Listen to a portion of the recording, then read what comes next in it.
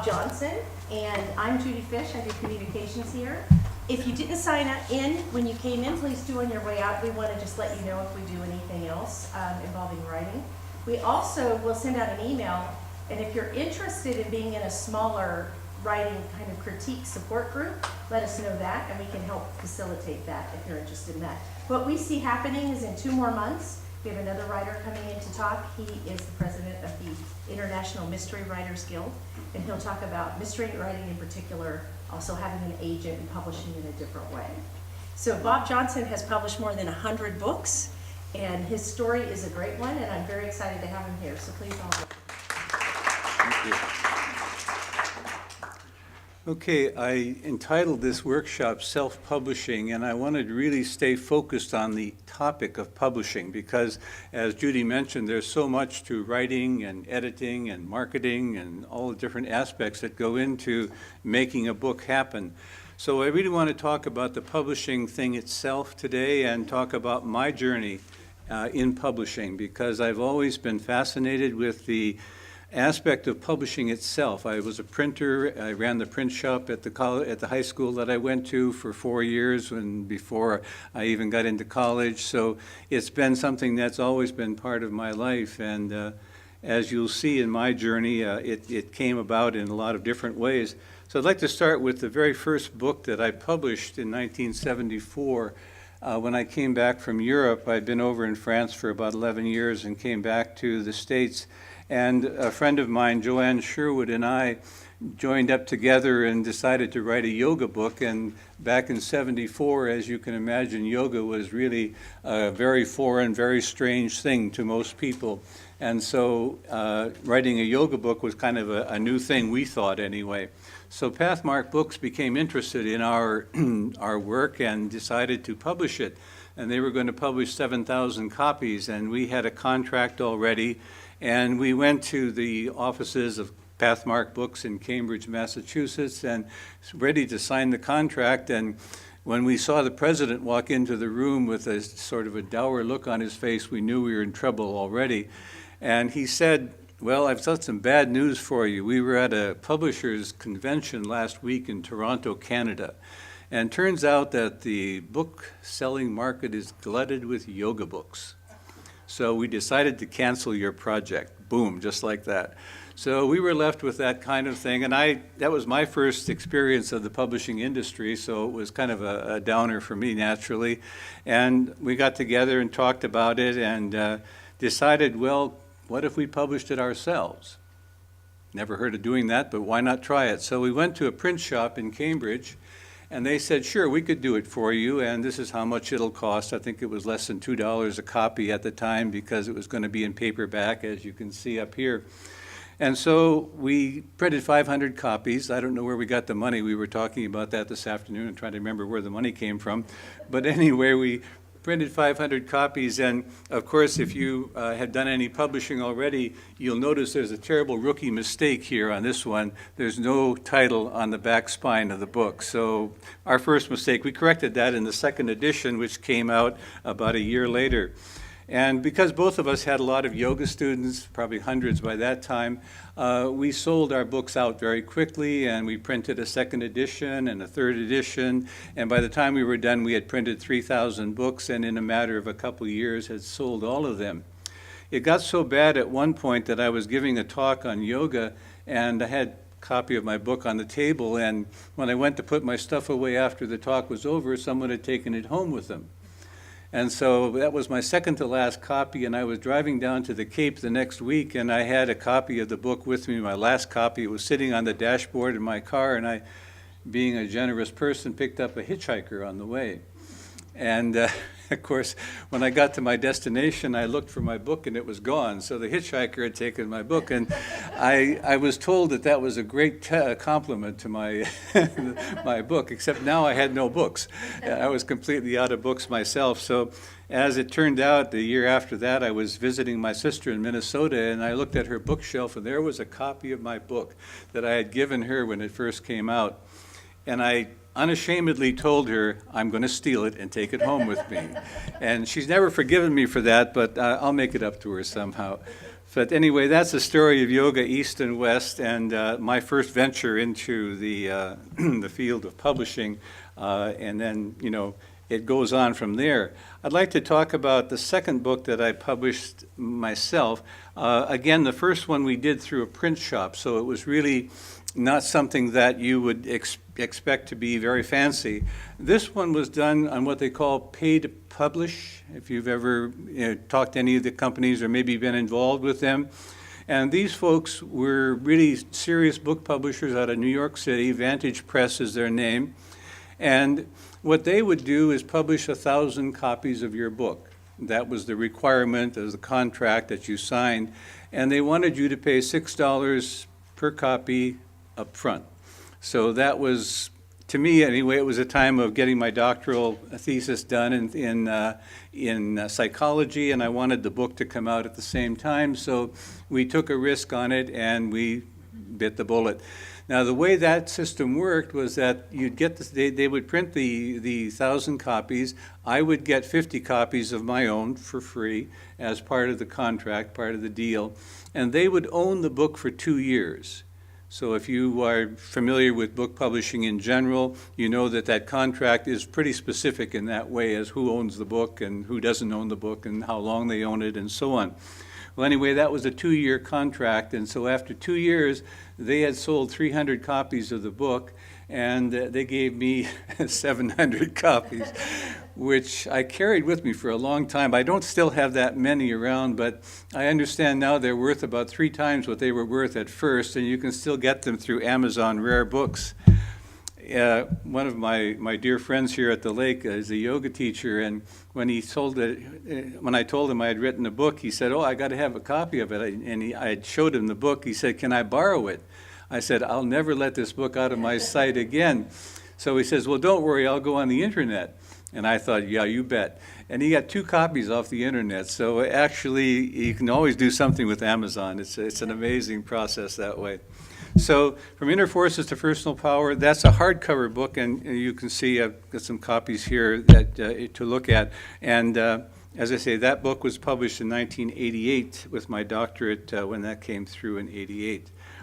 The third book I wanted to mention is part of a series of books that I did out of our center.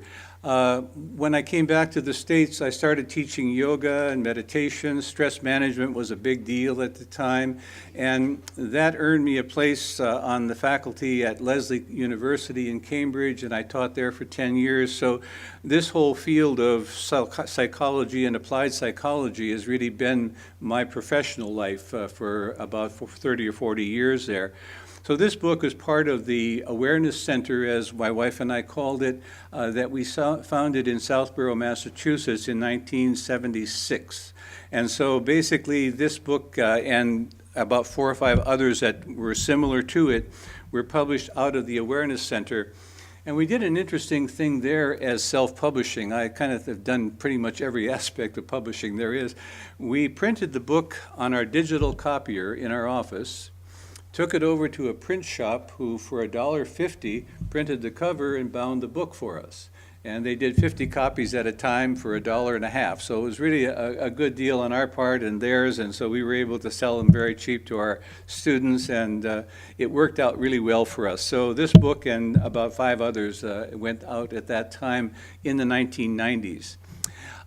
During that time, I worked, as I mentioned, at the college, and so I did a lot of writing there and a lot of work that came along from the college work itself.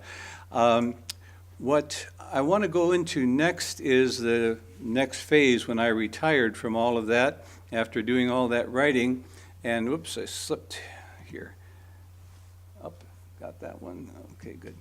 So what I wanted to talk about now, if you would kind of join with me, we've been studying a lot of different history books here at the lake in one of our study groups. And one of the things that came out of our most recent Leonardo da Vinci study was the fact that the Gutenberg Bible was printed in 1852, or 1452, excuse me. And when that book was printed, a revolution began. And we all know it today as a result of the books that have been published. But what most people don't understand is how fast and how absolutely phenomenal that evolution was. Gutenberg finished his Bible in 1454. By the end of that century, by 1500, there were 8 million books in print. Now, if you can think of what happened in less than 50 years, basically, that much went on that fast, I think you'll realize that when we think about history and the Renaissance, you have an enormous evolution of thinking, of people being exposed to thinking who otherwise weren't exposed in the same way because it was such a limited thing. You know, when you could read only in Latin or you could only read books that were written by hand or copied by hand, now all of a sudden the book just becomes a phenomenon of everyone. And what I wanted to compare that to is what's happening today in the publishing industry. Because most of us have been aware of the fact that bookstores are diminishing in numbers, and we're all concerned about that.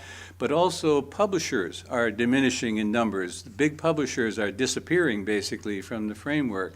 And there are some real reasons for why that's happening. And there have been some controversies, and a lot of different issues have come up. But on your handouts, on the back on page 2, actually, if you turn over on the handout, I tried to identify the two things that have happened over the last 40 years, and probably mostly in the last 10 years, to the publishing industry. The first thing that we have to consider is the publications of ebooks, of what we call ebooks. And of course, we all associate that with the Kindle e-reader and the apps that go with our iPads and so on. But basically, another thing happened at the same time, and that is what we call publishing or printing on demand. And that's a whole nother aspect of the industry. And of course, you have the key player in all of this is Amazon. Amazon is at the very heart of everything that happens there. When we look at the evolution of ebooks themselves, that is to say, books that have been digitized, taken from the hard copy that we know and digitized into a digital format so that it can be read on a computer, the process of doing that on a large scale started in 1971. A man named Michael Hart began a project that he called the Project Gutenberg, kind of saying it in the right terminology. And over the last 40 years, 50,000 books have been published in e-format that way and are available for free on the internet. So again, what that represented was a very large step forward from what we have as our libraries and our hard copies. And I can still remember when the first public or private school in Cambridge, Massachusetts, decided to go without a library. Everybody thought this can't be happening, but they actually did. And so the students came in with their iPads and their laptops, and they lived from that. And the phenomenal thing that happened, of course, was the room that used to be the library where the books used to be, the students all kind of sat around there and read their iPads. So, you know, basically there's always that whole idea of gathering, I suppose.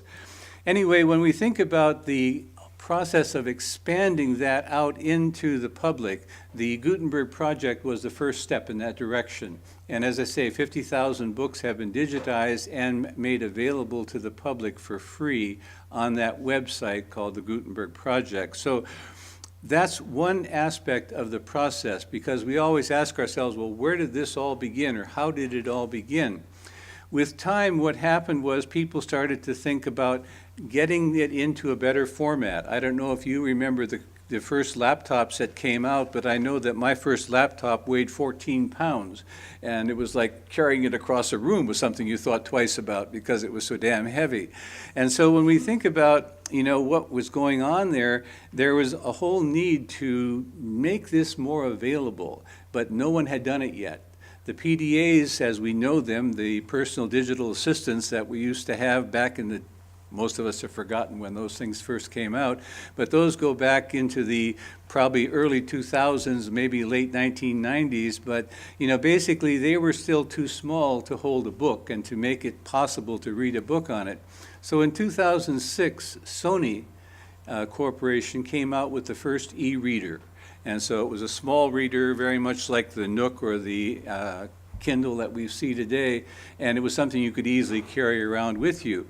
But of course, because there was so little access to books at that point, digital books, you didn't really get anywhere that first year. But in the process now, Jeff Bezos and Amazon were working behind the scenes. Watch out for Amazon. They're always on the prowl somewhere. So what they were doing, and Bezos had this very clear idea of what he wanted an e-reader that people could take around with them where they could read a whole book on the reader and actually have as many as 100 or 200 was the max at that first reader that you could have. Now that was the first thing that he did, and that came out in November of 2007. But as usual with Amazon, they did so much pre-publication of that the e-readers that they came out with sold out in less than 5 hours. So you can see that something's happening there already, something really powerful is going on. But Bezos, being the genius that he is, and his company being the kind of movers and shakers that they have always been, decided to do a second thing, and that was e-publishing. So that's a whole nother dimension. Now we're going to publish your book on the platform of the Kindle for you for free. Oops, did you say for free? Wait a minute. How much is this going to cost me? We said for free. And we'll pay you royalties on your book. And you can charge anywhere from $3 to $200 for your book on Kindle. It took them a long time to get that all worked out, but they started off very, very high. Anyway, that's how the whole process of ebooks began. So when I published this book here that came to me in paperback today, I had published this already a week ago, Tuesday, on the ebook format with Amazon. So I always publish in both formats the same day, basically. Right now, after publishing 95 books in both formats, I can do one publication in less than 20 minutes. So that's how long it takes me just to publish a book. Now, when I publish the ebook at 11 o'clock in the morning, it goes on sale at 5 o'clock in the afternoon. So when I first did my thing here, this little book that we did with Vantage Press, do you realize it took me 2 years to publish this book? And when they sent me the proofs, when they finally had the thing proofed, the editors had done their work and everything, I counted 65 errors in this tiny little book that had been made in New York. And these were not errors like typos or things like that. These were errors where they just lost a paragraph, It wasn't cut out intentionally, it was just lost right out. And so that's the kind of thing that you have to be thinking about, the revolution that's gone on. And so this book, again, this went for sale the next day, and I ordered my copies, and they came to me by mail, by slow mail today. So it took that long, and I was standing at the door waiting for that one to come in, and it finally did today. And this is number 14 in a series of books, okay? So there are 13 before this one here that I showed you, appropriately on the Blue Moon night, the Stalking Moon it's called, came out about 2 months ago, and this is number 13 in that same series. So anyway, the idea of launching a direct publishing company that could be done alongside the Kindle, process was something that is hard to imagine. When you think about the fact of publishing today, the way we do it and the way Kindle has developed, in the past year of 2017, when they look at the number of books that Kindle published, I don't think you could imagine, you're just thinking off the top of your head, how many e-books, excuse me, I should be more specific, how many e-books Amazon published last year? 4 million. Published books, okay, 4 million. So when I look at, and I'm going to talk with you a little bit about the payment process and that of how you make royalties on these things and so on. But, you know, it's really important to understand that when Amazon does a program, they do it big. And my books are being sold in Japan, England, France, pretty much China, all over the world, basically. And so when I get my royalty reports, I have all these different countries listed down there, and $2 from England, and you know, this kind of thing. So it's a very interesting, you know, thing when you look at how rapidly this has developed. Now, as I said, Gutenberg, you know, if you think about his work, you know, 50 years later, 8 million books have been published. 150 years later, 200 million books had been published. So, you know, again, that was a revolution. In Amazon's parlance, if you think about the Kindle, you know, there are probably about 100 million people in America alone using Kindles or Kindle apps on their iPads, their laptops, their cell phones. I mean, I can read my books on my cell phone, as you probably all have done yourself. So basically, this is what's going on in our country right now. And when we look at the disappearance of the bookstores, and we look at the disappearance of the, you know, basically of the publishing companies themselves, you know, we realize that this is really happening for a lot of reasons. You know, we talk about how jobs are being lost through, you know, robotization. Well, here's an example again of how technology is eating away at some of the things that have made up the structure of our world and of our life, our culture, so to speak. So anyway, on your handout there on page 2, I talked about another thing that came up. Amazon never stops thinking and never stops developing these things. And you see on the bottom of page, toward the bottom of page 2 there, a thing called Kindle Select. And again, this will give you a little bit of an idea of how brilliant and how skillful the marketing of books can be. Because whenever you think of giving your book over to a publisher, you're giving it over to them for marketing as well. You know, that's something that you naturally do as part of the contract. They do the marketing for you. And that's why whenever you think of paying to publish, as I was saying, you know, the company that's trying to sell you their services are going to say, we'll market it through our own system. Well, what is your own system? You want to try to figure that out before you get too involved with that. Last time I tried to do that with a company, I had a book that I thought I might be interested in publishing nationally that way, and I had a company that had been pursuing me for a while to do one of my books. And so I went through the whole process of saying, well, how do you do this and what do you do that? And then finally got down to the price, and I said, how much is this going to cost me? Well, for 500 copies, $6,000. And I said, okay, maybe I'll do it on Amazon because it's not going to cost me a penny when I think about it. The only cost with Amazon, I should say this because you've all heard that there is a cost there. When I purchased this book today, when I ordered this copy, I ordered 10 copies this week, that cost me $30 for 10 copies, $3 a copy. So I get a wholesale rate on the paperbacks. As far as the ebooks go, I usually buy only one copy, obviously, and that costs me retail, so I have to pay $5 for that. So that's where your only cost is going to be. Let's take a look at one of the first books that I published on Amazon.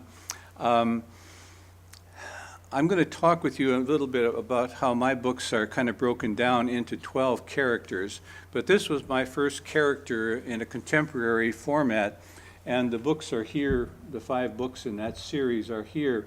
And it was really a time when I was just getting started writing novels and really having a good time at it. And every time something came up, like this one here is about Angie's List, except I called it Alan's List. And so I made up the story of Alan and how he evolved into a millionaire because he developed this wonderful way of listing carpenters and so on, and handyman and so on like that. So that was my first thing. And then my daughter was telling me about a thing that she belonged to in Chicago called Groupon. How you can join these clubs, I guess you'd call them, and get tremendous discounts at restaurants and bakeries and whatnot. And very often the only problem with Groupon was that they could actually cause a restaurant to crash sometimes because so many people would show up with 50% coupons on them because it was so successful. So that was book number 2.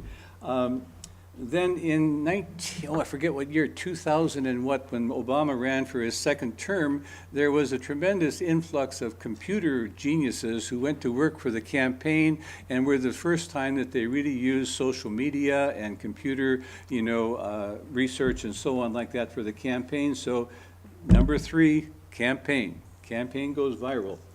And then, of course, what happened once they got going with that doggone healthcare thing and the computers crashed that first time, Bob Johnson wrote another book, Healing Healthcare, trying to fix the computers. My character keeps evolving like that, okay? And then finally, we went to dinner Thanksgiving with my daughter in Chicago at a restaurant called Maggiano's. Have you ever been to Maggiano's?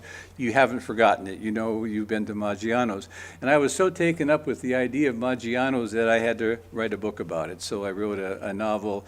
My character, again, now he's taken his computer expertise and his millions of dollars, and he started a restaurant chain. So that's kind of how my thinking evolved with this process. And that's when I was thinking that you could sell contemporary novels just by the boatload. Didn't happen. They didn't sell at all. They're still for sale. Don't get me wrong, but they didn't sell. But anyway, I just wanted to mention that and how that process works, so you get an idea of how the books and of course remember that each one of these books is an ebook first and then also a paperback, both. So they're when you have published one, I always publish the other at the same time. Now, the e-books are done as by Amazon naturally, but the paperbacks are also owned by Amazon. The company that does that is owned by Amazon as well, so it's a subsidiary of Amazon. I wanted to talk a little bit about how to develop a sales plan with this kind of thing. Just very quickly, I wanted to mention it. Amazon has a thing, as I mentioned at the bottom of page 2 there, called Kindle Select. And Kindle Select is a program very much like Netflix, if you've never heard of it, or maybe some of you belong to Kindle Select here, where you pay a certain amount of money per month. It's usually around $10 a month, and then you can read unlimited books, but you have to be careful because it's only unlimited books as assigned by Amazon. And so authors like myself have a choice of putting their book on this Kindle Select program. And when I first saw them come out with this, I said, this is crazy. This is not going to work. And I thought, this is a ripoff. And so I was reluctant for the first year that it came out to get involved. And then I tried one of my Western novels on Amazon, and boom, it just took off. And I said, oh, there's something to this. So then I converted all of my books, there were about 45 at the time, back into this program, and all of my books now have that program as their focus. And so basically you have two things that happen when you buy an e-book. You can either buy it as a book just like your regular book from a bookstore and you own it, supposedly, or you can buy it through this, you can use it through this program for free because you paid your $10 a month. Now that's going to mean a problem for novelists, writers like myself. How am I going to get paid for this book that they only paid $10 a month and are reading for free? So that becomes a big question that you always have to ask, and Amazon was right on top of that. The Amazon community is very aggressive. If you've ever read any of their exchanges, they can be very aggressive, and I have at times myself been a little bit too verbose, I think, or intense in my wording. But anyway, what happens when you do this is that Amazon has to find a way to pay its authors, because now they're reading my books, and I'm not getting paid because they're paying $10 a month and reading them for free. So what is Amazon going to do? How are they going to do that? Well, two things. They're first going to set aside a fund to pay all of the people like myself, and now there are millions of us, I guess, because the book fund now this month is $19.1 million. I said 19.1 million. That's the money that Amazon sets aside every month to pay authors like myself so that these people on the Kindle Select program can read my books for free. Okay? So now what does that mean? It means I get paid 30% of my normal royalties. So I'm getting paid much less, granted. But this month, in the month of January, if you look at the numbers here up on the on the slide here, you see 2000-068. And you say, what does 2000-068 mean? Well, every time somebody using a Kindle or a Kindle app turns a page in one of my books, Amazon tells me. So that means that 2,000 pages were turned in my books that week when those came through. This month in January, 80,000 pages in my books have been turned. So that's how Amazon pays me, by pages read, it's called. And so it's an interesting concept and something that, baffled me when I first heard it. And I said, this can't be happening, but it really is. And so you can look at my reports every day if you want, because they upgrade them every day. In fact, they say they do it by the hour. I don't think it's by the hour, but it's every day for sure. And you can watch those numbers go up. And in the second half of this evening, I want to take some time to go over an example, my list for this month, so you can really see how all of that looks.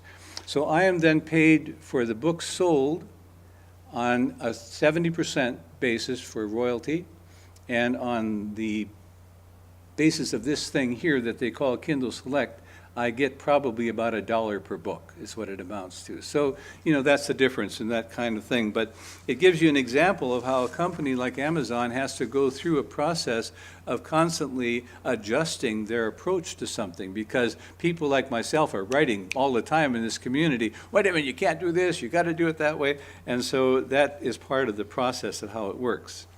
So that's pretty much about the ebook thing and about the ebook format. And as I say, we're going to go over that later on this evening and give you a better idea of a step-by-step and how that works when you go through the actual publishing itself. Now I'd like to talk about the paperback thing, how these books get published, the ones that I've showed you here. And I don't know, I have probably about 40 or so books of my books here tonight on the table back there. And give you an idea of what happens with this process here, because it is definitely a different process. I want to show you, this is how the ebook looks when you call it up on your Kindle or on your Kindle app on your phone or whatnot. So that this book here in paperback is going to look like this in ebook format. That's the cover, and then you just go on page by page, published on January 17, 2018. And I'm going to talk more about the kind of technical stuff about the cover picture, its formatting, and the conversions and so on like that in the second hour tonight, because it's a lot more technical stuff. So that's basically how the ebook looks when you call it up. Now let's look at the publish or print on demand, POD, that you see up here on the screen. Because when you look at it, obviously when I do a publishing like this, publishing this book, you can see how complex that gets. Because you've got to put that together. I do all my own artwork, photography, publishing, all of that myself, and do it in this format so you can see how complicated that must be. And then the interior text is obviously just a word processing text that anyone is familiar with. But this gives you an idea of how the cover and how the printing of the cover works and how it comes out. So basically you can use literally any colored picture from your own background. You can use color pictures from pictures without royalty, that you can get on the internet. So a lot of ways of doing that. But the thing about print on demand that's so fascinating to me anyway, as a publisher and as a former printer, is basically, how did this come about? Because when I signed up with a publishing company, they were going to have 1,000 books sitting in their warehouse, and I saw every one of those 1,000 books, so to speak. I saw 700 of them when they sent them back to me. Those were real books, and they were all sitting somewhere in somebody's warehouse.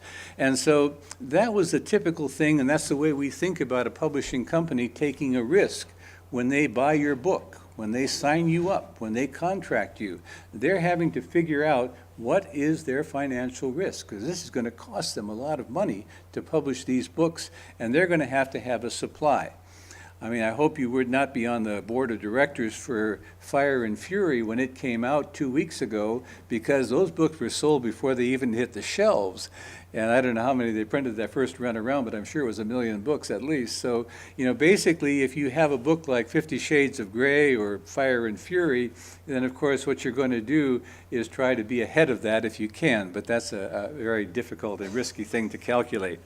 So what we're looking at here with print on demand is a totally different concept, and that's why I wanted you to understand why it is possible for a company like Amazon to publish without charging you, without having to take money from your pocket to put that book out there on the market.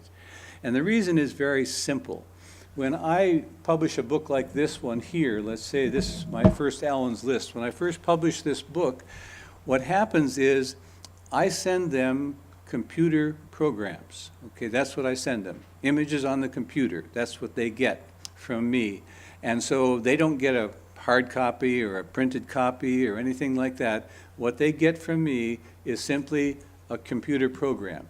It specifically says this is what it does. They can look at it. They look at it immediately. They test it to make sure it works in their system and so on. But what they're going to do is they're going to run this through a machine that was invented back in the 80s or 90s. I'm not sure exactly when. I believe it might have been the 90s. But I want to give you an example of what that looks like, because when they first started talking about it, this print-on-demand thing didn't make a lot of sense to me. How are they going to create a machine where you can send a computer program from one end of the machine and it comes out the other end a finished book, printed, collated, stapled, bound, the whole 9 yards? It's a done deal. I mean, I can understand some kind of a stapled book or something like that your regular copier can do. But a book, that might even have pictures in it or things like that, how do you do that? How did that happen? Well, the machine that was first created back in the 90s was so big that it filled a room like this. Basically, that was how big it was. And you can imagine all the different elements of it, that the paper had to be trimmed and all these kinds of things that have to go on. And so as it's going on, this is the modern version. I went on Xerox's website today or yesterday, and I tried to get a price on it, but I got everything except the price. Okay, they weren't ready to give me a price yet because I don't think I looked like a good enough customer, maybe. But anyway, you can imagine how much money this kind of a machine might cost, but then the complications of it and how it now is designed in such a way that you can end up printing 50 books just like that. If I order 10 copies, it'll print 10 copies, just like that. And each copy is going to take a matter of maybe 2-3 minutes to go through the whole process. So when you think about that, that's why print on demand, as we call it today, has changed the whole business. I mentioned in the handout today that if Johannes Gutenberg were alive today, he would be dizzy just thinking about this because of all the terrible complications he had to go through to take 2 years to print that first Bible. So basically, this is the kind of thing that we're talking about today. And when you look at the way the process works, you can see that doing a cover, doing the text itself is really such a challenging thing. And when Amazon put this together, as part of their program, it really added a real dimension to it. So now if you get an ebook and you buy the paperback, or you get an audiobook, you can get audiobooks from Amazon now too. I mean, they've covered the whole gamut of things. And so it's, one of those things where you start thinking monopoly here, but basically they're doing a very good job servicing the people who want to be their customers. And so basically that's what's happening with this process. And so print on demand is something to really understand, and that's why this kind of thing is possible, and why there can be millions of authors like me who are publishing books every day. My books, I think the most books I've ever published in 1 year is 17. But that year was a big year for me. It was a very busy year, and I mentioned in the handout that year in September, I sold 3,500 books in 1 month. And you know, when you watch, it's like watching a slot machine. When you watch the numbers go up on that every day because you're able to do that through Amazon. And I was selling 100, 150 books a day at that time, and it was just an amazing thing to watch. And so, you know, it's something that really does happen in this kind of industry that we have. Later on, I want to talk with you about another thing that I've done some study on, and I've got about 10 books that I've published that are 25-page books, and they've got them all in this book here, and we'll take a look at it more when we get into the second part of this evening. But there was a gentleman who was promoted by Amazon as someone who had earned in 1 month doing books like that on weight loss, quitting smoking, getting rid of your phobias, all this kind of thing. And he was someone with absolutely no background in anything except hucksterism. I mean, it was so bad that he didn't even give his last name. It was Stephen P. And, you know, he was just probably the huckster in chief, if there ever was one. But he showed you a check that he got from Amazon that month. And you had to see the check on your computer to believe that the check was real, and it was real. $52,000 in 1 month he made doing that kind of thing. So there's a whole bunch of stuff going on out there that is fascinating, and I think just, you know, a lot of fun to be thinking about what all of these things mean and where all of this is going. So a couple of things here to pay attention to about the print on demand is that you have to always have it in PDF format. So those of you who are computer literate and familiar with computers, it's a format that is very specific and used by a lot of these kinds of organizations that have equipment that has to go on and on and on for a very long time and has to maintain a certain standard. And so the PDF has become sort of the standard format for all of that. I know in the 10 years so that I've been working with this process, you know, it's really something that is evolving as it goes along. And at first with Amazon, you know, you had to convert over to HTML, and there was all this complications and whatnot. And finally, when you got done, you just about tore your hair out a couple times around. And then when you got the book done, you felt like you'd run a marathon. It was just so wild. Oh, did I get it right? Did I get this? And now it's just a matter of any document in Microsoft Word, boom, goes right in. So they convert it automatically for you. The conversion takes, I timed it one time, about 25 seconds. So that's how fast that part of it goes. That's why I'm saying you can publish a book in 20 minutes time. So when you look at it, one of the things to mention here too that's important, if you're ever looking for my books on the internet or on Amazon, you always want to be careful that there are so many Robert Johnsons around that it used to be John Smith, now it's Robert Johnson apparently is the most used name. So you always have to put Robert M. Johnson, and the best thing is one of my book titles with it, by Robert M. Johnson. But if you're familiar with Amazon internally in terms of its work as a bookseller, you'll see that Amazon has a thing called author page. And if you call up the author page, you're going to get a biography of the author, picture of the author, and you're going to get a write-up on every single one of the author's books. And I'm very proud to say that my author's page is 9 pages long. It's 95 books, so basically it's a lot of books. And so basically what they do with the Amazon writer's page is that gives you a chance to really look at it. But also on that same Amazon page, author's page, you can get book reviews. If you're the kind of person who likes to check out book reviews, good to do that. You know, good to say, well, what kind of results are people getting? What do people feel about this book? And so I check my reviews about once every 6 months because I'm kind of chicken that way. I don't, I feel fragile about it anyway. But anyway, I do check my reviews, and you know, it's very they're very thorough. You have the whole extreme. You have the really carefully, you know, skilled author who says, I live in Colorado and I know that there is no such place as. And, you know, I have a dear friend here at the lake who shall not be mentioned by name, who's here tonight, who will always tell me when I have put a a fortress someplace where it wasn't until 2 years later, okay? Because I write historical novels a lot. So I love those kind of things because they're very helpful. And very often I always say, well, it's poetic license is how that works. I counted for that. So anyway, the daily reports for the books come in to the author on your account page. And so one of the things we'll talk about later on this evening is how do you set up your account with Amazon? How do you become involved? What is the legality of it? How does it work? Who owns the books? And all of that. I'd like to be sure we clear up all of those questions this evening as we go along. Royalties are paid on a monthly basis, so from month to month. So for the month of January, I've already received my royalties for this month. And really important to understand that there is no cost to publishing a book.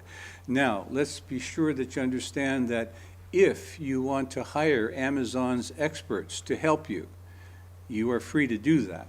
You can go into a section of the publishing format and you can say, I would like someone to help me make a cover. And they'll say, well, you can get this done for $150. I mean, they're going to specifically charge you for services like that. And that's understandable. So you have, whenever you get the page up for the publishing page, you have two options. If you want assistance, and Amazon will give you templates and all sorts of things like that, or if you want to do the expert approach. And so for me, I always just click on expert and just run with it. So basically, that's what you get from doing a lot of books with Amazon. So anyway, the purchase of your own books, as I mentioned, is paperback and wholesale, and then retail for the ebook format.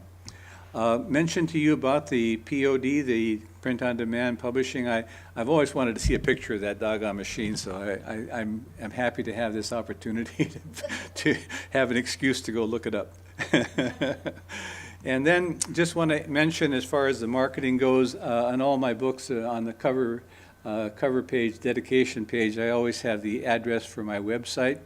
And on the website, I use the website as a way of promoting the books and listing them. So the second page of the website is a list of all my books, and the first page is the most current ones and kind of just highlights the ones that are coming up.